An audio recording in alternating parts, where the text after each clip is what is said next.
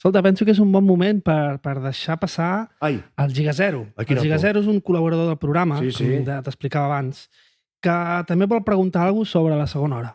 Molt bé. Et sembla que el deixem passar? Per on entra? Va, Giga Zero. Ai. Giga Zero?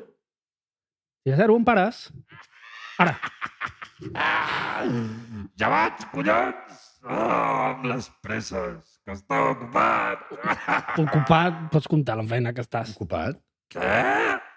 Tinc molta feina, jo. Estava remirant capítols de les 3 bessones. Va, pregunta el que hagis de preguntar. Ja vaig!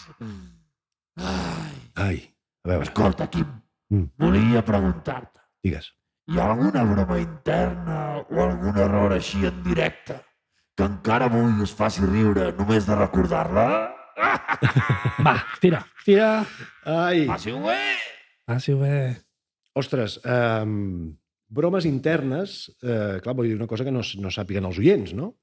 Per exemple, doncs sí que en teníem, sobretot amb els noms de seccions. Ara m'ha vingut al cap de seguida a Ona Catalana.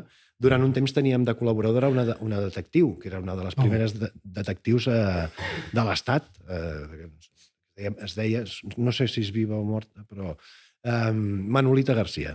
I ens explicava aventures seves. Era com la Jessica Fletcher catalana, d'un dia que havien seguit amb una senyora o amb un senyor que l'havien intentat segrestar, coses d'aquestes, no?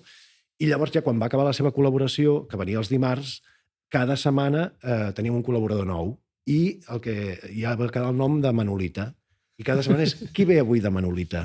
La gent deia, per què dieu de Manolita? I era com a l'espai de la Manolita sempre, doncs avui de Manolita farem, no sé, farem de Manolita tal. I això va quedar així.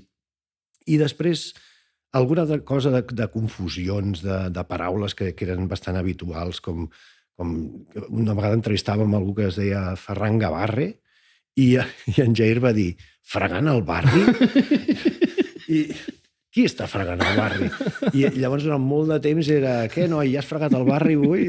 Que ja és una imatge estranya de fregar al barri, no? És molt estrany. I tot venia d'un senyor que es deia Gavarre.